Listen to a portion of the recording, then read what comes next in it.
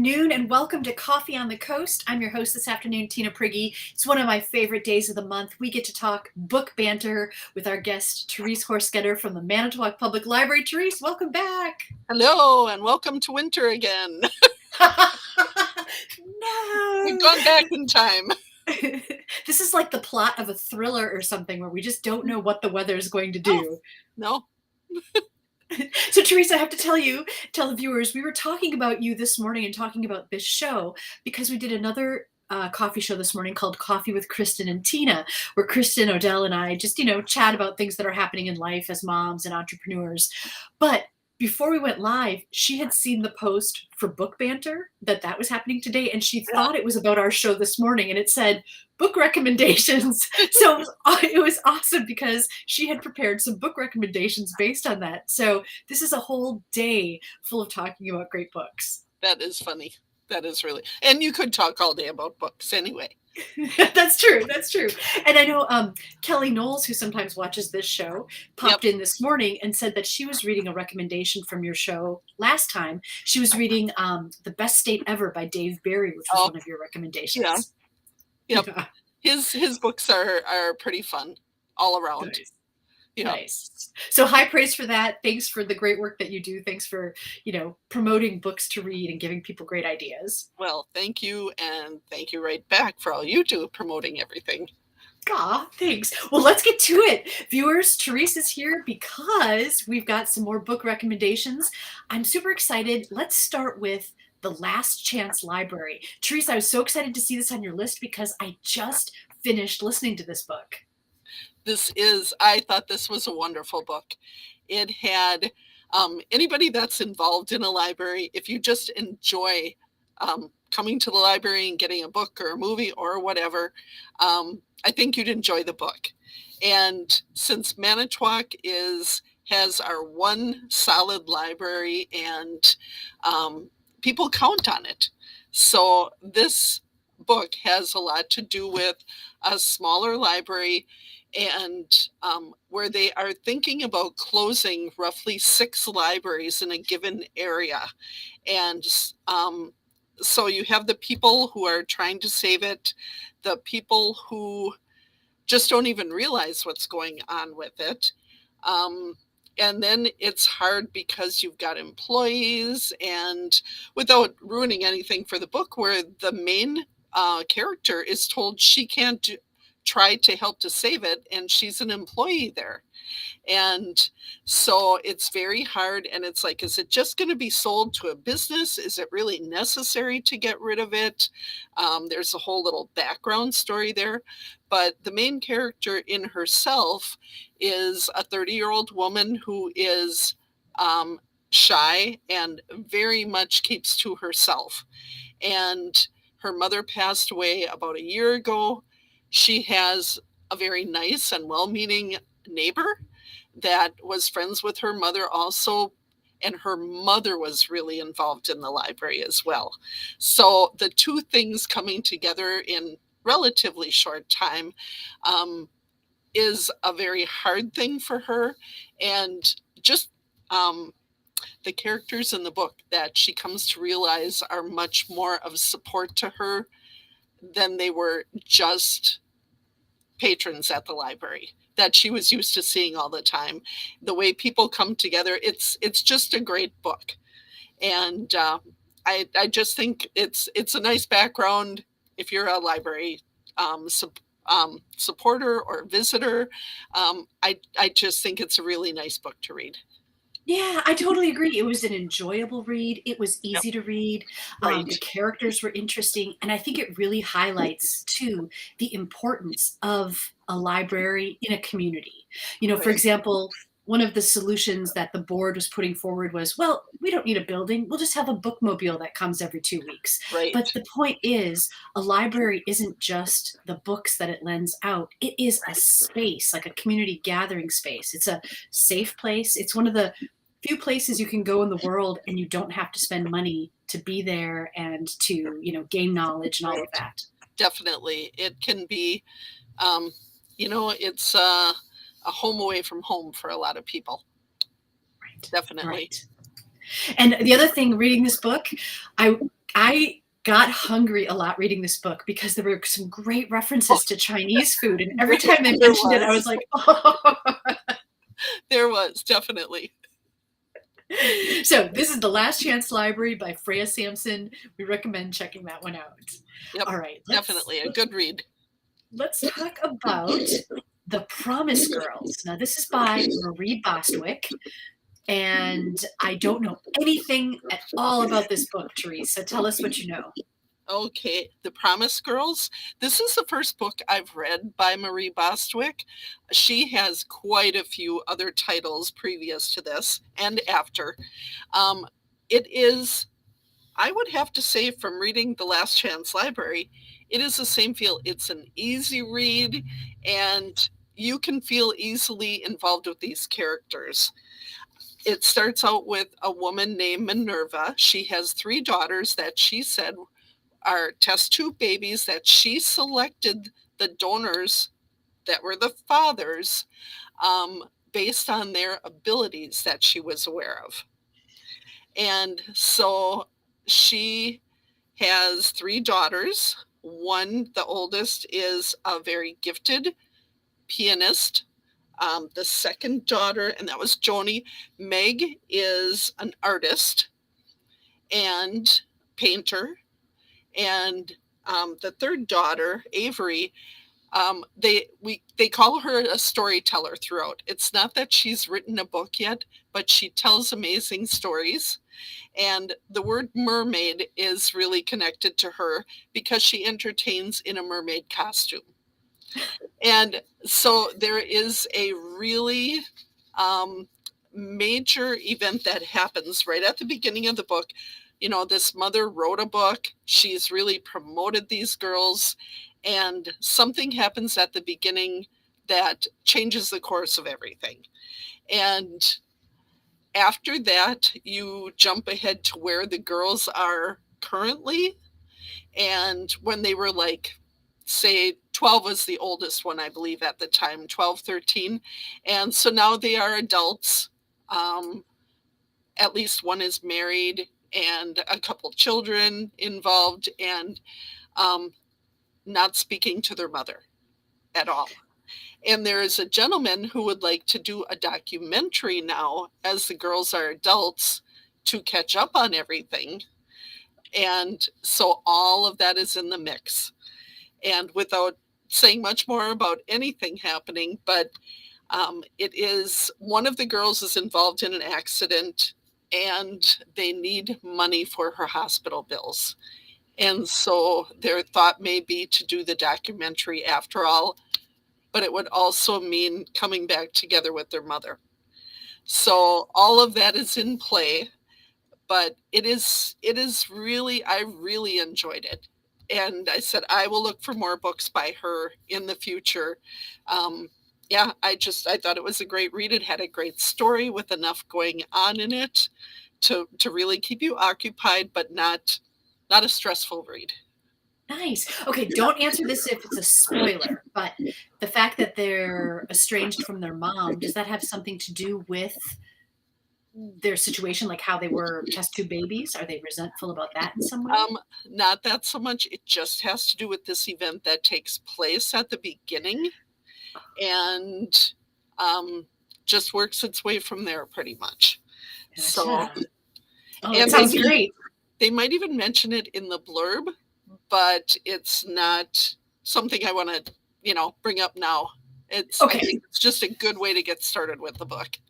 Oh, Yeah. it sounds great. And even on the cover, it says, this author is always powerful, inspiring, and uplifting.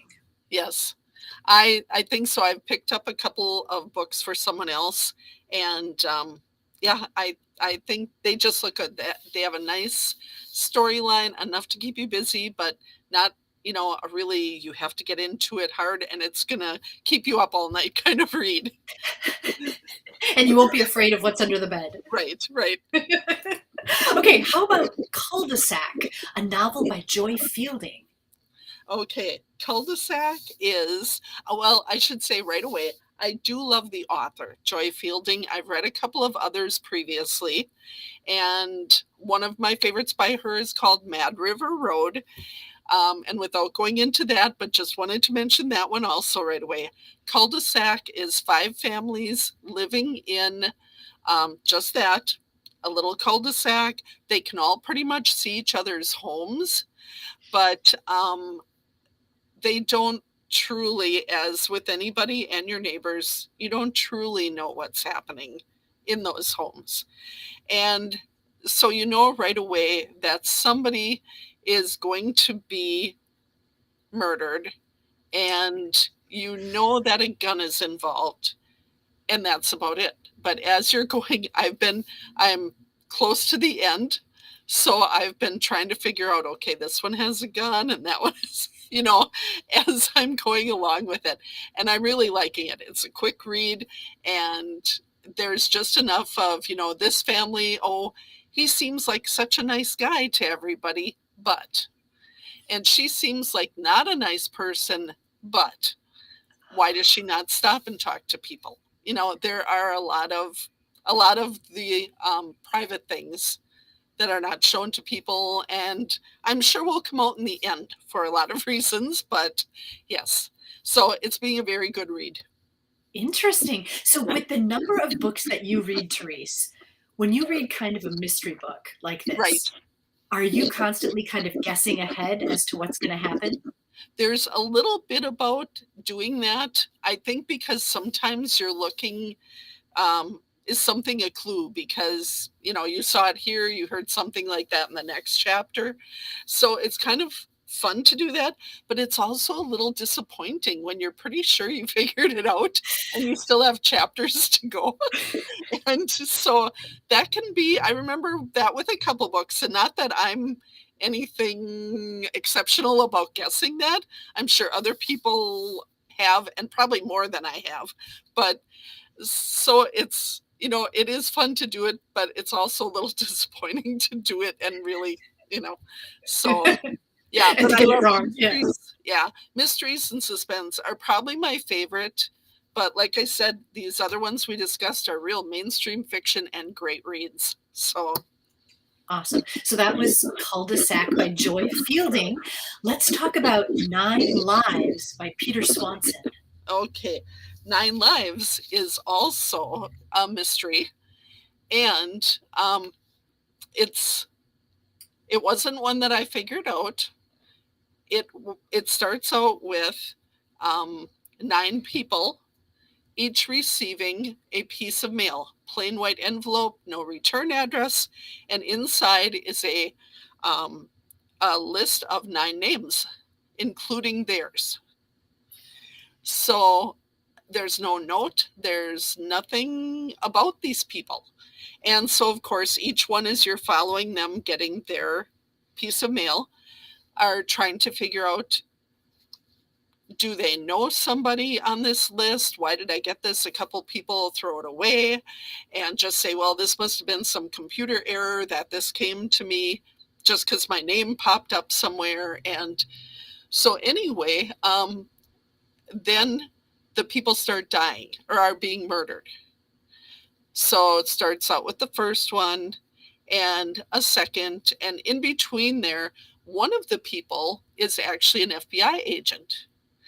And so she has probably more resources to check for people, but it's not an easy thing because if you get a name, John Smith, and you're trying to find the right one because there are no addresses or anything. So it's quite a hunt to figure out what's going on with it. And people are not being murdered the same way, but they're trying to contact anybody to protect them. So that's where it goes from there. And I did not, there were some little glimpses of things that I saw there that, oh, this one mentioned that. And then that one mentioned something like that, but it had nothing to do with it. so, so my inklings were not correct until we got further into the book. And yeah. Okay, so when a person got the letter and they opened it up and saw the names, Right. did they recognize the other names, or were they all No, unknown to each other? none of them could figure out a reason that their name was there involved with these other people. It was just, yeah. Okay. So, yeah, so that one Fascinating. was good. It came to a good conclusion, and yeah, yeah, it All right. was he wrote the book for anybody who is familiar with Peter Swanson or not. He wrote the book The Kind Worth Killing a few years ago that was really loved by people. It was Mhm. great. It had shocking twists in it. This one is not so much the shocking twist, but more the making your way through everything. And, you feel like a little detective, like you're trying to help. Like I said, I thought I saw something and I didn't really. But so I was no help to anybody. But Nice. Well, I remember you recommended The Kind Worth Killing on this show, yeah. and then I had read it, and it was truly a good recommendation. You're right. It was great. And it was impossible to predict where it was going to Oh, go. that is a good book. I had to read it twice. I read it, and then when we decided to do it for a book discussion a couple of years ago, I had to reread it, just to refamiliarize before you do that. And um, I actually was still surprised by it again. So Oh, that's awesome. yeah, so that was good. And that's a good indication that it's never a problem to read a book more Yeah. than once. So I would say with this, probably his second best to me that he wrote. Awesome. Tell us about Funny Farm by Lori Zaleski. It's my unexpected life with 600 rescue animals. This is, I think, is a charming and also um, kind of hard book to read. It's a woman who has three children, and they are kind of on the run from a husband who is abusive. Her mother, though, has always liked animals and ends up picking them up along the way. And her mother's dream, which the author says right in the beginning, this was never my dream to do, this was my mother's dream. And at some point when she was older, she actually bought land, and this is all in the beginning that it tells you this. She bought land in order for her mother to keep doing this and rescuing animals, and her mother died shortly before they could do that. And so she took on her mother's role and has a charity, that helps with Funny Farm Animal Rescue, it was called. And she established it back in 2001. So this is a memoir that involves, it'll jump current and then to um, back to the story of them taking off basically from their original home, and the times that they had done something like that before and gone back until this time they didn't. So it's both her travels, a memoir about that, and then about the animals. Oh, interesting. Where's the farm located? Where do they do it? Um, it says South Jersey. So yeah, I Interesting. don't picture Jersey as a farm, I guess, when I think, yeah, I don't know why, but yes, South Jersey is what it lists. And Yeah. so, yeah, it opens with her, with somebody trying to drop off animals, and her interactions with that. And then, yeah, I think it's a great book because that it manages to blend these couple of things together. Yeah, Awesome. it's a very good memoir. Oh, nice. Awesome. All right. We've got one more here. This is called Elsewhere by Gabrielle Zevin. Elsewhere is this is one for people who have read also another book by this author called The Storied Life of A.J. Fikry, which was really popular about 6-7 years ago. And this is actually a book that was previous. When I saw the author's name, I at first thought this was a new book by the author. It turns out this is a book from 2007.